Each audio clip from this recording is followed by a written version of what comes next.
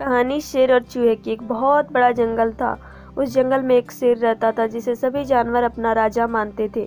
एक बार शाम के समय वह शेर जंगल में एक पेड़ के नीचे अपना भोजन समाप्त कर बड़े आराम से सो रहा था। उसी जंगल में एक नटखट चूहा भी अपने साथियों के साथ हंसी खुशी से रहता था। अपने पास में कुछ दूरी पर सोते हुए शेर राजा को देखकर न जाने कहां से उसके मन में एक शरारत सूझी तथा वह सोते हुए शेर के ऊपर खेलने लगा। कभी वह चूहा शेर के पूंछ पर चढ़ता तो कभी उसके सिर के ऊपर कूदता। कभी कभी वह उसके सिर से उसकी कमर पर फिसलता हुआ बड़े मजे कर रहा था। अभी उसकी शरारतों को कुछ ही समय हुआ था कि इतने में से अचानक शेर की नींद खुल जाती है और वह दहाड़ता हुआ उठता है। जैसे ही चूहे को दहाड़ने की आवाज़ सुनाई देती है वह बेहद फुर्ती से दुम दबा के भागने लगता है। लेकिन आज चूहे की किस्मत इतनी भी अच्छी नहीं थी, जिस कारण शेर उसे पकड़ लेता है और कहता है, बदमाश चूहे, तुम बहुत देर से मेरे ऊपर उछल कर मुझे परेशान कर रहे हो। क्या तुम आज और अभी मेरा भोजन बनना चाहते हो? शेर के मुंह से यह सुनते हुए चूहा डर से कांपने लगता है और शेर के सामने हाथ जोड़कर खड़ा हो जाता है और वह लगभग रोते हुए शेर से कहता है, हे जंगल के राजा, मुझे खाकर अब आपका क्या होगा? मैं तो आपके इस राज्य का बेहद छोटा सा प्राणी हूँ। कृपया मुझ पर आप दया करें और मैं आपका यह उपकार हमेशा याद रखूंगा और ज़रूरत पड़ने से निश्चित ही आपके काम आऊँगा। छोटे से चूहे का संकट की घड़ी में इसी तरह का बड़बोलापन देखकर जंगल का राजा शेर कुछ देर सोचता है, फिर कहता है, तुम्हारी किस्मत आज अच्छी है। मैंने अभी थोड़ी देर पहले ही अपना भोजन समाप्त किया है और मुझे इतनी ज़्यादा भूख भी नहीं है, इसलिए मैं तुम्हें छोड़ देता हूँ। चूहा कहता है, राजा जी, मैं आपकी इस कृपा को हमेशा ध्यान रखूंगा और कभी भी जरूरत पड़ने पर आपके काम जरूर आऊँगा।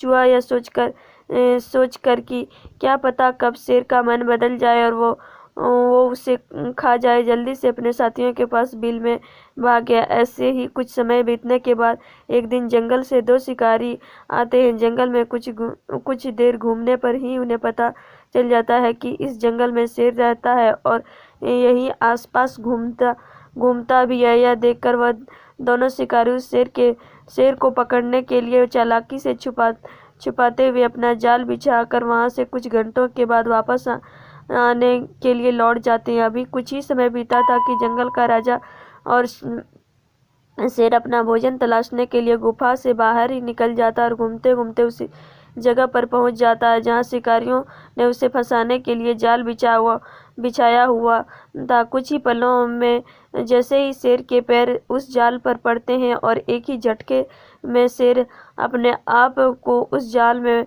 जकड़ा हुआ पाते हैं। वह खुद को जाल में फंसा हुआ देख गुस्से में बहुत जोर जोर से दहाड़ने लगता है, जिसकी आवाज़ सारे जंगल में गूंजने लगती है।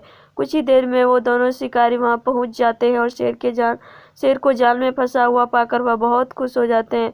वह शेर जंगल से ले जाने के लिए अपने कुछ और साथियों को गाड़ी का इंतजाम करने को चले जाते हैं।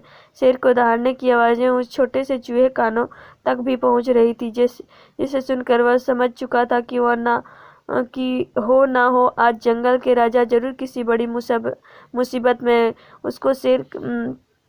उसको शेर का उसके ऊपर किया गया उपकार याद आ जाता है, जिससे वह सोचने लगता है कि मुझे शेर की मदद करनी चाहिए, क्योंकि शेर ने एक बार मुझे जीवन का दान दिया था। चूहा सोचने लगता है, शेर के उपकार का बदला उतारने के लिए यह सही वक्त है।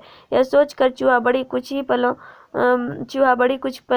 पलों में शेर के पहुंच पहुंच जाता है। वह जंगल के राजा शेर की ऐसी बुरी हालात देखकर बहुत दुखी होता है, लेकिन जल्दी से उसे ढाढ़स बांधता है कि वह इस मुसीबत का जल्दी ही कोई ना कोई उपाय जरूर खोज लेगा। फिर कुछ ही पलों में वह चूहा अपने कुछ और साथियों के साथ आ पहुंचता है।